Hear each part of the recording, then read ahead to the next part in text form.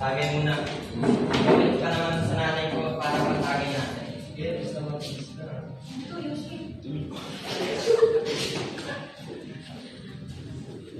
Pati-dinang daw, nagmato sila ng bating araw. Cel's mother never really liked his friend.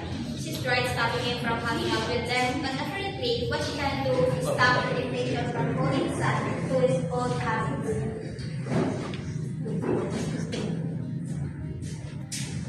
Asan ka na naman ang galing? Celso, hindi ko alam kung nai-influensyan ka lang ng mga kaibigan mo sa kalsado, ganyan na talaga yung ugali mo. Pero sana naman pag-isipan mo kung anong kahihinatnan mo sa ginagawa mo yan. Hindi ka ba naawa sa tatay mo?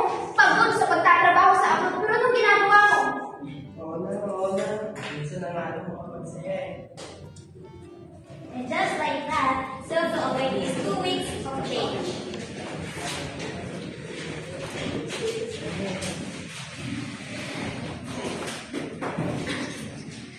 Ganyan lang ito kung ano buwan ng araw mo kanina na Celso ah. Oo na.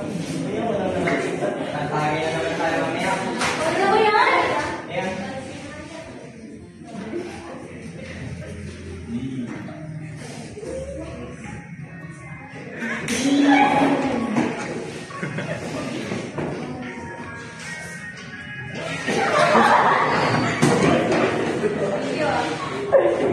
Di ba kayo tumitingin sa dinadaanan niyo? So, ito yung natin sinasadya.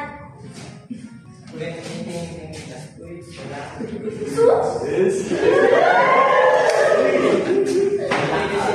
Hindi natin nakatulad siya sila mababait. Handa na ba ang lahat sa masusunod na mangyayari? Of course, lahat. Kahit ganyan ang galing Celso, a heart that beats will act still capable of beating to someone else. But what would Celso's friend even think about when dating someone who is in different their way? Oy, babe, tingnan mo si Celso, kasama yung nabangka sa maaga. Tara na, puntahan mo natin. Hoy, ano? Nagbabasa ka? Hindi pa nagagawa pa rin daw. Balik mo yan. Red, pipiliin mo pa ba yan? Isipin mo mga pinagsamahan natin, mas masaya ka sa amin. Hindi naman nagsiting masaya, nasa tama na. Ay, papansin ka. Yes, Celso. Umili ka. Kaya ano sa amin?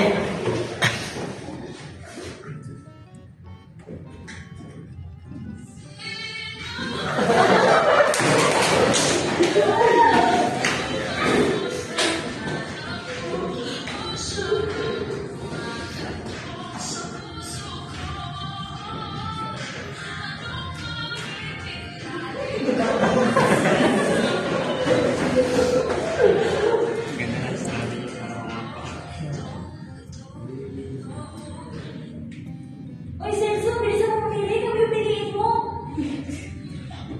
Nakapag-pili na din ako na hindi lang ako lagi nagpapa-influensya sa inyo para sa pangalaman sa pamilya ko.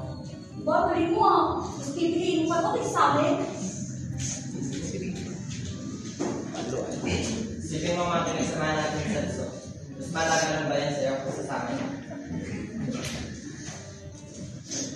Oo.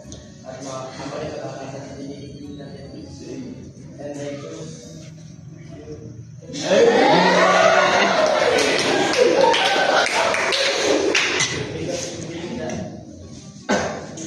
The happiness that I hope have today.